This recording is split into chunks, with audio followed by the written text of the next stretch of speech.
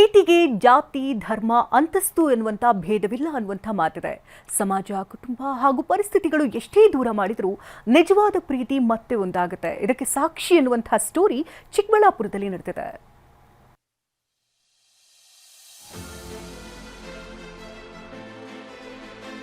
ದೇಗುಲದ ಮುಂದೆ ರಸ್ತೆಯಲ್ಲಿ ಪ್ರೇಯಸಿಗೆ ತಾಳಿ ಕಟ್ಟಿದ ಯುವಕ, ಮನೆಯವರ ಜೀವ ಬೆದರಿಕೆ ಲೆಕ್ಕಿಸದೆ ಮತ್ತೆ ಒಂದಾದ ಜೋಡಿ.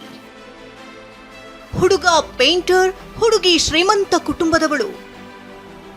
ಅಂದು ತಾಳಿ ಕಿತ್ತಿಸಿದು ಹೋಗಿದ್ದಳು, ಈಗ ಮತ್ತೆ ತಾಳಿ ಕಟ್ಟಿಸಿಕೊಂಡ್ಲು.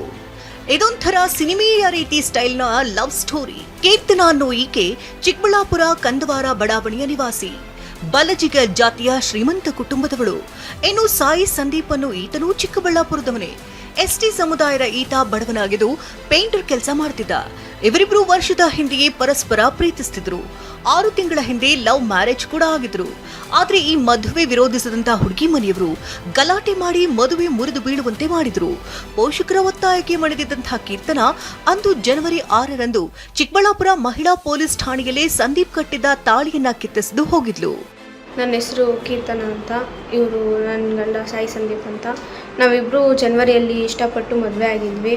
ಆದರೆ ನಮ್ಮ ಮನೆಯವರು ನಮ್ಮಿಬ್ಬರನ್ನ ದೂರ ಮಾಡಿಬಿಟ್ರು. ಸ್ಟೇಷನ್ಗೆ ನ್ಯಾಯಕ್ಕೆ ಅಂತ ಹೋದರೆ ಸ್ಟೇಷನಲ್ಲಿ ನಮಗೆ ಪೊಲೀಸರು ನ್ಯಾಯ ಕೊಡೋಕ್ಕಾಗಿಲ್ಲ. ಆವಾಗ ನನಗೆ ನಮ್ಮ ಮನೆಯವರು ಸ್ಟೇಷನಲ್ಲಿ ಇವ್ರು ಸರಿ ಇಲ್ಲ ಅಂತ ಒಂದು ಹುಡುಗಿ ಇವ್ರ ಮೇಲೆ ಕೇಸ್ ಹಾಕಿತ್ತು. ಆ ಕೇಸೆಲ್ಲ ಗೊತ್ತಿಟ್ಕೊಂಡೆ ನಾನು ಇವ್ರನ್ನ ಮದುವೆ ಆಗಿದ್ದೆ.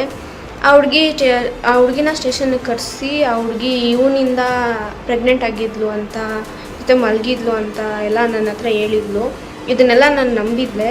ಆದರೆ ಇದೆಲ್ಲ ಸುಳ್ಳು ಅಂತ ಅದೇ ಹುಡುಗಿ ಒಪ್ಕೊಂಡಿದ್ದಾಳೆ. ಇದೆಲ್ಲ ನಮ್ಮ ಮನೆ ಹತ್ರ ದುಡ್ಡಿಸ್ಕೊಂಡು ಹೇಳಿರೋದು ನನಗೆ ಅಂತ.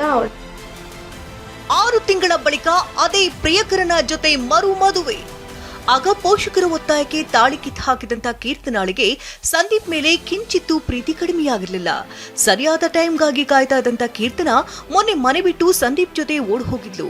ಇಬ್ರು ದೇವಾಲಯದ ಮುಂದೆ ರಸ್ತೆಯಲ್ಲೇ ಮದುವೆಯಾಗಿದ್ದು ಸಾಮಾಜಿಕ ಜಾಲತಾಣದಲ್ಲಿ ವಿಡಿಯೋ ಹಾಕಿದ್ದಾರೆ. ಆದರೆ ಈಗ ಒಂದು 6 ತಿಂಗಳಿಂದ ನಾನು ನಮ್ಮ ಮನೇಲಿದ್ದೆ.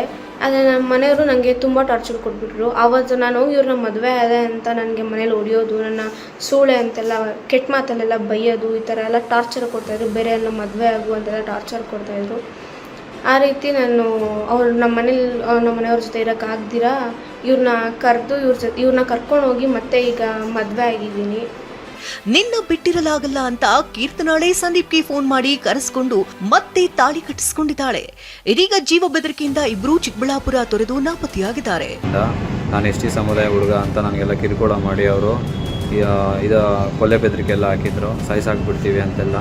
ಮತ್ತೆ ಈಗ 5 ತಿಂಗಳ ನಂತರ ಮತ್ತೆ ಆ ಹುಡುಗಿ ನಿನ್ನೆ ಫೋನ್ ಮಾಡಿಬಿಟ್ಟು ನನಗೆ ಎಲ್ಲಿದೆಯಾ ಬಾ, ನಾನು ನಿನ್ನ ಬಿಟ್ಟಿರೋಕ್ಕಾಗ್ತಲ್ಲ, ಮದುವೆ ಮಾಡ್ಕೊ ನನ್ನ ಅಂತೆಲ್ಲ ಹೇಳಿ ಆ ಹುಡುಗಿ ನನ್ನ ಕರ್ಕೊಂಡ್ಬಂದಿದ್ದಾಳೆ. ಈಗ 6 ತಿಂಗಳ ಹಿಂದೆ ಇಬ್ಬರ ಪ್ರೇಮಕತೆ ಮುಗಿತು ಎನ್ನಲಾಗಿತ್ತು.